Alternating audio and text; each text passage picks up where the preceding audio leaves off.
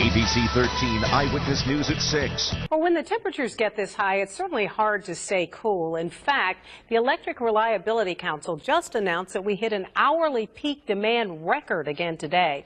But it turns out there are some simple things you can do to keep your thermostat and your bills low. Eyewitness News reporter Stephen Romo went to the experts for some answers. He joins us live with their top tips. You can try them out tonight. Stephen? Yeah, Melanie, a lot of those problems happen up here out of sight. Now, the experts tell us they find a lot of problems, a lot of horror stories when they get up into attics, from mold and leaks to some improperly installed equipment. Now we're getting the tips right from the experts themselves of how they keep the costs down inside their own homes. For keeping your home cool and your electric bill low, look no further than the home of an AC expert. Homeowner, just making sure it's tight, making sure everything's sealed up properly. John Whitfield works for 1 Hour AC, and he's seen it all. It's the first time we'd ever been to her home. And most ductwork, it has insulation wrapped around the duct, and you can feel the insulation on it.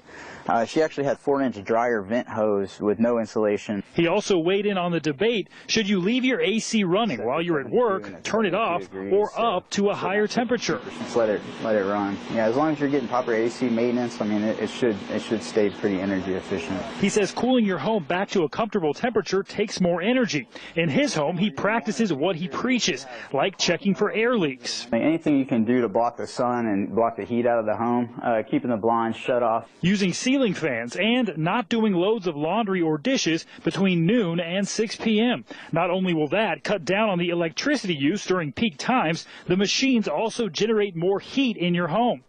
And finally, he says, don't ignore small problems and don't wait for the AC to break down before taking action. And it kind of snowballs into this much larger deal to where now maybe you are looking at replacing the whole system. Now, the technicians tell me the most important thing is maintenance. If you're like me, you don't want to call the maintenance people unless there's a problem. But they say just getting your system maintained once or twice a year can cut down on those costs, because replacing some small equipment is much easier, much cheaper than replacing the whole system. Live tonight in Cyprus, Stephen Romo, 13 Eyewitness News.